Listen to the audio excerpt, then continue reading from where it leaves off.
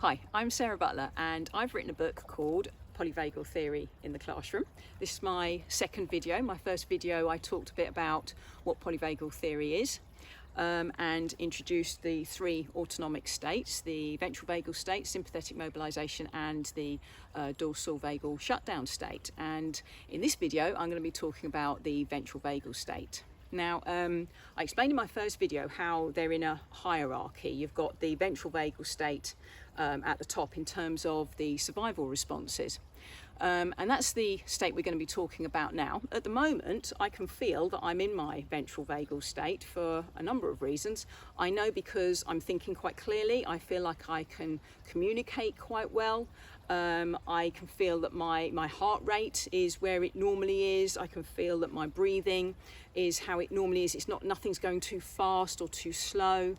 And so I know that I'm in my ventral vagal state. The other things that tell me that I'm in that state is that I'm feeling grounded. I feel very connected with my body. I know that that I can feel this log that I'm sitting on, that I can hear what's going on around me. I've got all that sensory input which I'm able to make sense of. So that's another thing that tells me that I'm in my ventral vagal state. And hopefully you're in your ventral vagal state as well as you're watching this, because then you'll know that you can make sense of what I'm saying. This is going to make sense to you. You'll be able to understand because that higher thinking part of your brain, which understands language, will be working at its optimum because you'll be in your ventral vagal state. You'll be able to concentrate. Another interesting thing that we have in the ventral vagal state is a sense of empathy. Our empathy is at its best when we're in that ventral vagal state. It also means that we can connect very well with other people. We can communicate well with other people. And it's all about connection. The ventral vagal state is about connecting with yourself, connecting with your surroundings, and connecting with other people.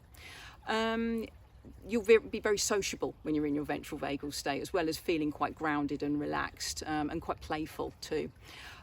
So the reason that the ventral vagal state, as I mentioned in my first video, is the first level of the survival response is the fact that we have that social engagement system online, because we can call upon other people. If you think about a small child falling over, they call upon the adult who's looking after them, and they're still in their ventral vagal state, and that's their way of dealing with that sort of minor threat. We had a small, I wouldn't really say it was a threat, but maybe a slight stressor happening earlier, in that I heard a weird sound here in the woods.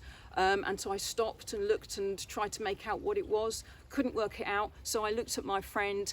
I was using my social engagement system there, and we both looked at each other and we both listened. We tried to work out what that strange sound was, to work out whether it was actually a threat. We weren't going into the sympathetic mobilization, which was the next stage. We were both in our ventral vagal states, and then we realized it was a horse, so we were fine. So that's the ventral vagal state. In my next video I'm going to be talking about sympathetic mobilization.